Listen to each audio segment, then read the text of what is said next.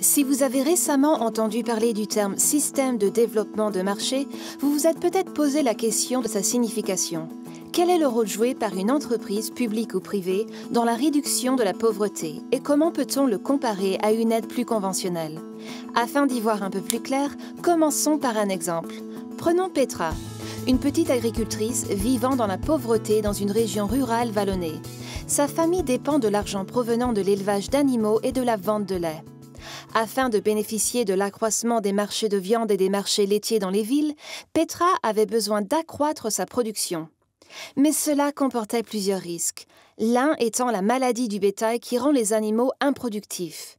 Les compagnies vétérinaires n'avaient aucun intérêt financier à pourvoir un service dans les zones rurales et le vétérinaire le plus proche était à plusieurs heures de route. Tout comme d'autres fermiers, le risque lié à la maladie du bétail avait découragé Petra d'investir son épargne pour accroître son troupeau. Ils avaient donc été exclus des nouvelles opportunités liées au marché alimentaire. Normalement, les organismes d'aide et les gouvernements essaient d'intervenir auprès de fermiers comme Petra de façon directe. Pas de service vétérinaire? Donc vaccinons le bétail. Ou encore, donnons du bétail pour remplacer tout ce qui meurt. Malheureusement, le problème avec ce type de solution est que, premièrement, seules quelques personnes peuvent y accéder. Elles n'ont donc pas d'incidence diffuse. Deuxièmement, les bénéfices cessent quand les fonds sont épuisés. Elles ne sont donc pas durables. Pire encore, certaines donations peuvent en fait contribuer à empêcher des patrons de créer des entreprises qui auraient pu fournir des biens et des services abordables sur plusieurs années à venir. Le système de marché est différent. Ces adeptes s'assurent que même les personnes pauvres s'engagent systématiquement dans les marchés, pour acheter des produits et des services et pour y gagner un revenu.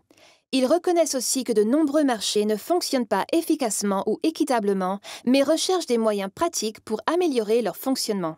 Les agences qui pratiquent une démarche de système de marché sont à la recherche de la cause instigatrice des défaillances du marché en question, comme par exemple les difficultés rencontrées par les populations pauvres, qui les désavantagent, voire les excluent de toute opportunité économique. Grâce aux innovations et aux investissements, elles aident les entreprises à développer des solutions viables sur le long terme qui peuvent s'accroître. Dans le cas de Petra, le manque d'accès aux services vétérinaires fut abordé de 3 façons. Aider les fabricants de produits vétérinaires à comprendre le potentiel des ventes rurales, faire pression pour réformer les réglementations qui obstruaient les services prix abordables, et utiliser des investissements segmentés afin de tester la viabilité des pharmacies rurales innovatrices qui par la suite ont pu apporter des services bon marché aux régions isolées. Cette approche signifiait travailler avec des participants variés autres que des fermiers, tels que des fabricants, des commerçants, des pharmaciens de village, des vétérinaires ainsi que des représentants du gouvernement. En fin de compte, cela a mené à une approche plus globale du système de marché, avec des investissements et des innovations constantes de la part des entreprises.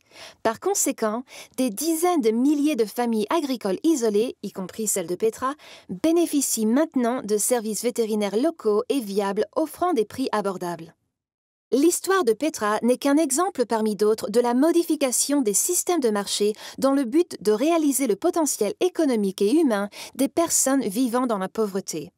Elle illustre une approche de développement qui peut à la fois avoir un impact à grande échelle et un changement durable. Au lieu de donations, l'approche vise des avantages commerciaux et sociaux en tandem.